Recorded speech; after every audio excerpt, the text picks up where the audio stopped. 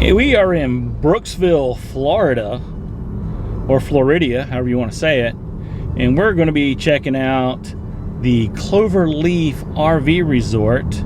It is an Encore property, part of the 1,000 Trails collection for you 1,000 Trails members. We've actually been staying here for a week, exactly today. So we're going to take you guys on a quick tour. This is the way you would normally come in. Coming in off of I-75, it's quite a few miles off of 75. There's two entrances. There's one here where you see this gray truck.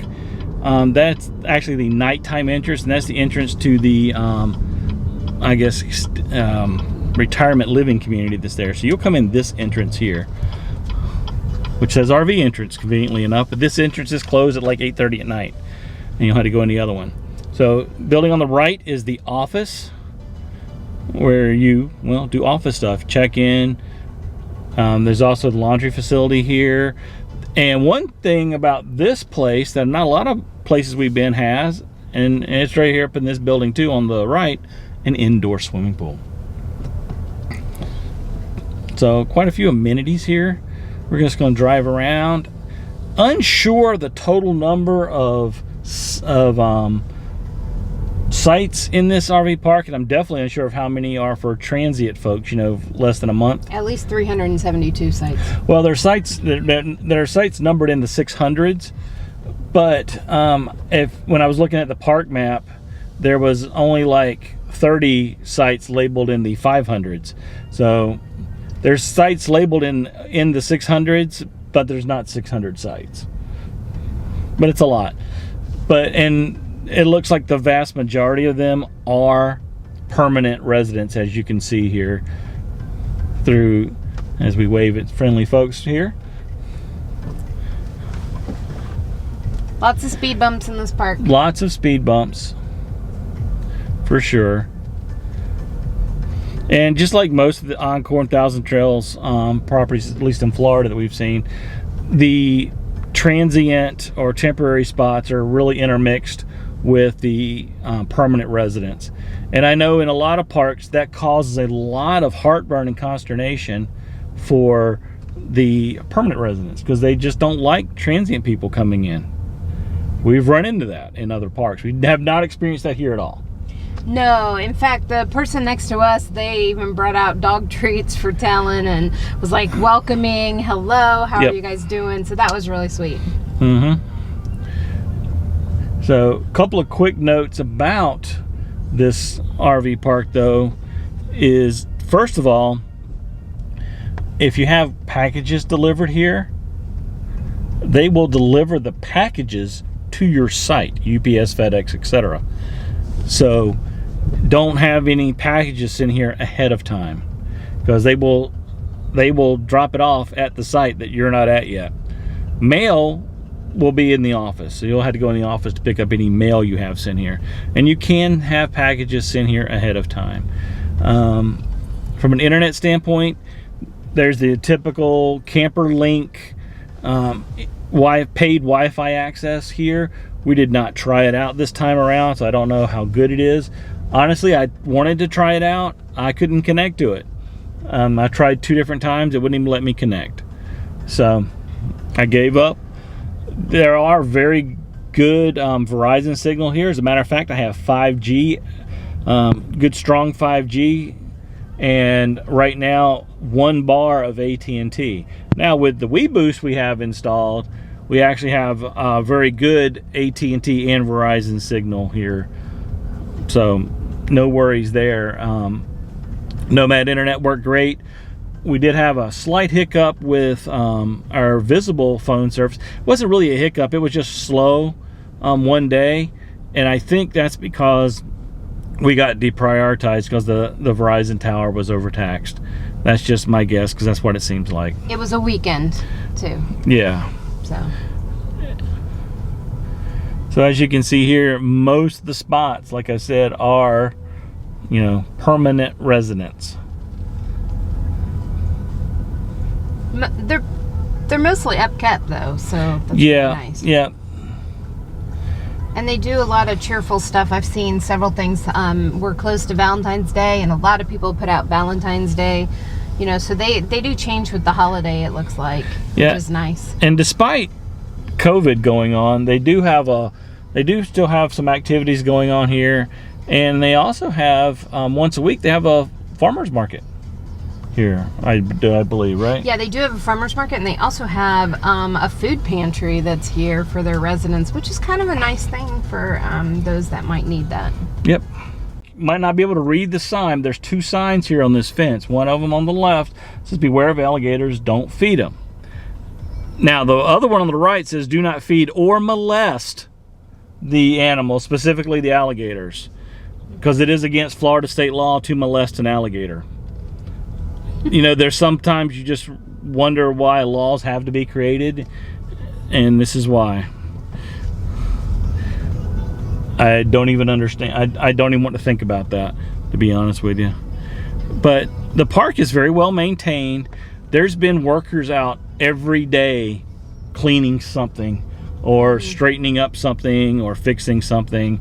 And I apologize for the topless man who was just in the shot. We'll try to edit him out.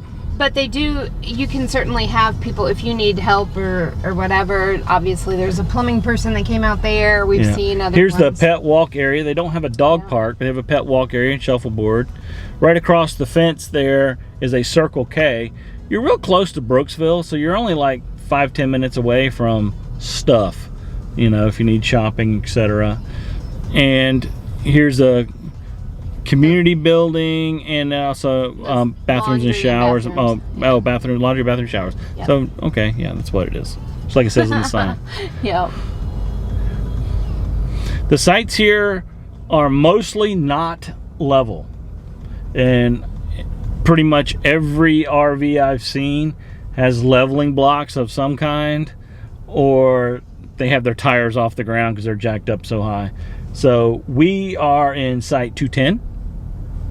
And we have 3 of the Legos on our passenger side rear tire, and I believe 2 on the driver's rear and 1 on the passenger front. So we have a lot of Legos, and actually we have used all of our Legos for the tires and also the jacks on those low sides. And we're not perfectly level. Still, we're close, but we're closer than others. The sites are a little bit hard to get into in some spots. This row here looks like it's pretty wide. It's a pretty wide road, so being able to park in here will be pretty easy. And again, it's a mixture of part-timers, you know, part-time stayers rather, and full-time livers here.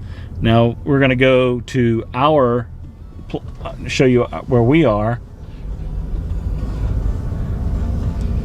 And down this road is a little bit tighter. Another thing that's very important for you to know is that these little posts that they have that mark the sites, they do actually come out of the ground. They're very easy. You just lift them up and you can move them for getting in and out.